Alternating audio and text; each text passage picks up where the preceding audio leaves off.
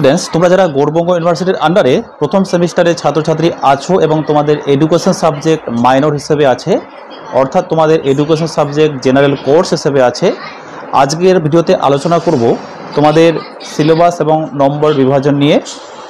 এবং এর পাশাপাশি আমি তোমাদেরকে বলে দেব তোমাদের কি কি পড়তে হবে মাইনর সাবজেক্টে। দেখো, গৌড়বঙ্গ ইউনিভার্সিটির আন্ডারে তোমরা যারা মাইনর কোর্স পড়ছো, তোমাদের বাংলা ভাষায় আমি তোমাদের সিলেবাসটা আমি দেখাবো। অর্থাৎ 2024 সালের পরে পাস কোর্স এবং অনার্স কোর্সের ক্ষেত্রে কিছু নিয়ম চেঞ্জ হয়েছে এবং সেই নিয়ম অনুযায়ী এনপিই ন্যাশনাল পলিসি এডুকেশনাল জাতীয় শিক্ষানীতি যেটা সিলেবাসের ক্ষেত্রে পরিবর্তন এনেছে, এবং আমি তোমাদেরকে মাইনর তোমাদের সিলেবাসে কি কি পরিবর্তন হয়েছে বা তোমাদেরকে কি কি পড়তে হবে সম্পূর্ণ বিষয়টা তোমাদেরকে আমি আজকের ক্লাস ভিডিওটিতে বলে দেব। তোমরা প্রথম থেকে শেষ পর্যন্ত ভিডিওটা দেখো এবং তোমাদের নম্বর বিভাজন কত নম্বরে পরীক্ষা হবে সেটাও তোমাদেরকে আমি বলে দেব। দেখো, তোমাদের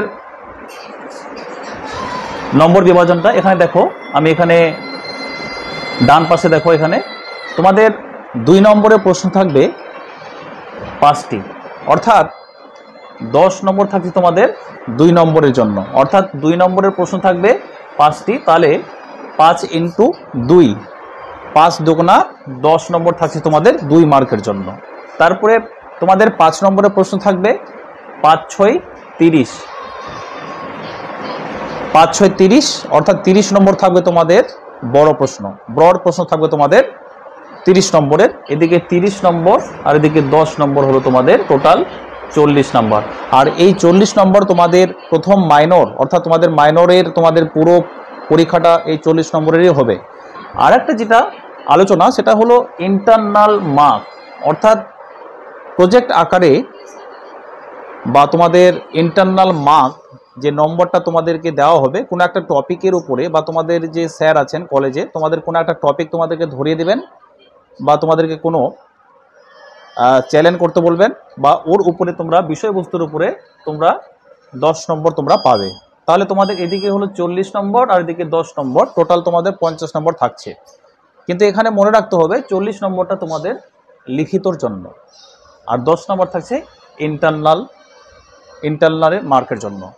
তাহলে এবারে তোমরা সম্পূর্ণ বিষয়টা বুঝে নাও যে তোমাদের মাইনর 2024 সেশন 24-25 সেশনে তোমাদের কি কি পড়তে হচ্ছে আমি সিলেবাসটা আমি আলোচনা করে দেব, তোমরা সেখানে একটু ভালো করে দেখে নেবে।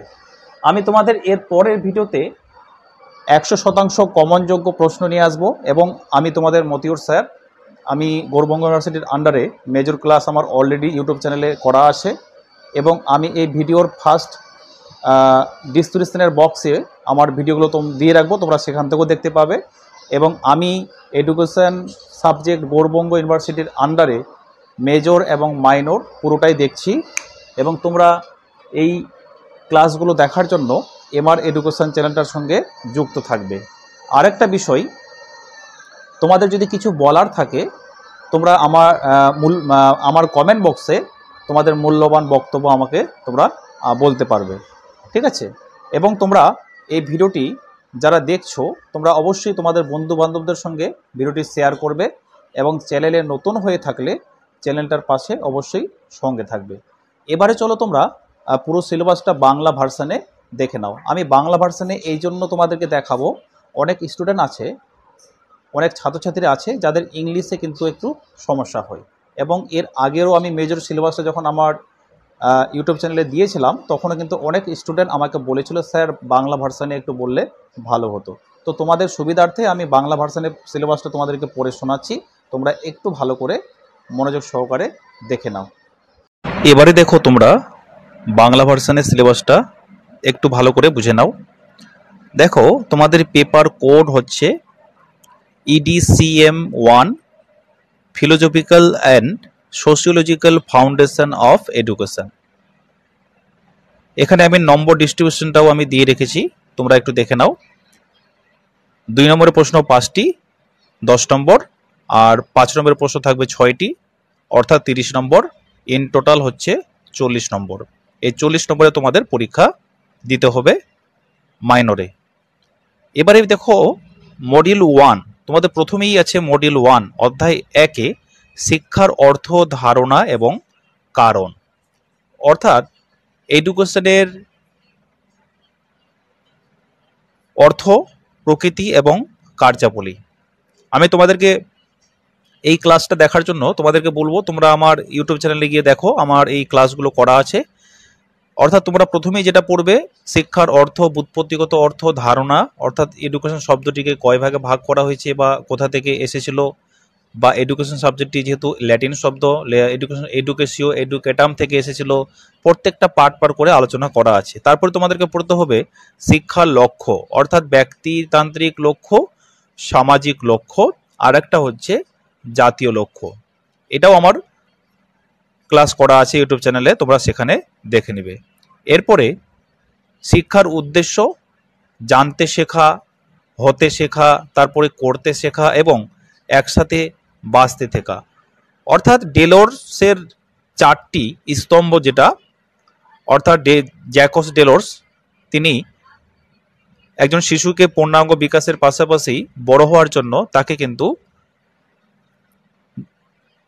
মানবিক দিক থেকে জাগ্রত করার জন্য জানতে শেখা, হতে শেখা এবং করতে শেখা এগুলো কিন্তু শিখেছিলেন। তারপরে শিক্ষার উপাদান, শিক্ষার্থী, শিক্ষক কেন্দ্রিক শিক্ষা, এরপরে শিক্ষক গুণ ও দায়িত্ব, অর্থাৎ শিক্ষার্থীর সঙ্গে শিক্ষকের সম্পর্ক কি এবং শিক্ষকের দায়িত্ব বা গুণাবলী কি রয়েছে। তারপরে পাঠ্যক্রম এবং সহপাঠক্রমিক কার্যক্রম, অর্থাৎ পাঠ্যক্রম কি এবং সহপাঠক্রমিক কার্যক্রম আলোচনা করো। এর সঙ্গে পাঠ্যক্রমের অর্থ, তারপরে আধুনিক ধারণা পড়তে হবে।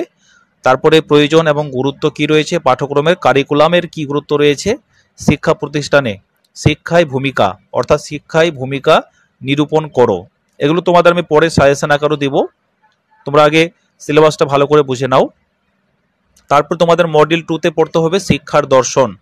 শিক্ষার দর্শনে রয়েছে অর্থ, মানে এই শিক্ষার দর্শন অর্থাৎ ফিলোসফির অর্থ, প্রকৃতি, সুযোগ এবং প্রভাব, শিক্ষার পশ্চিমা দর্শনের স্কুল, আদর্শবাদ, প্রকৃতিবাদ এবং বাস্তববাদ, অর্থাৎ পুরোটাই হচ্ছে এখানে দার্শনিকের ব্যাপার বা প্রয়োগবাদ দার্শনিক কে ছিলেন, ঠিক আছে। তারপরে হচ্ছে বাস্তববাদী দার্শনিক কি বলে গেছেন বা প্রয়োগবাদী দার্শনিক কাদের বলা হয়, এগুলো সম্পূর্ণ আমি তোমাদের ক্লাসে আলোচনা করবো। তোমরা আমার এমআর এডুকেশন চ্যানেলের সঙ্গে যুক্ত থাকো, তোমরা তাহলে সমস্তটাই তোমরা পেয়ে যাবে। এরপরে মডিউল 3-তে শিক্ষার সমাজ জীবন, অর্থাৎ শিক্ষামূলক সমাজ বিজ্ঞানের অর্থ এখানে পড়তে হবে। যেমন এডুকেশনের অর্থ কি, এডুকেশন কাকে বলা হয়, এডুকেশনে এর ল্যাটিন শব্দ কোন ভাষা থেকে উৎপত্তি হয়েছে। এখানেও শিক্ষামূলক সমাজবিজ্ঞানের অর্থ, সমাজবিজ্ঞানের ধারণা এবং সমাজবিজ্ঞানের সঙ্গে শিক্ষার মধ্যে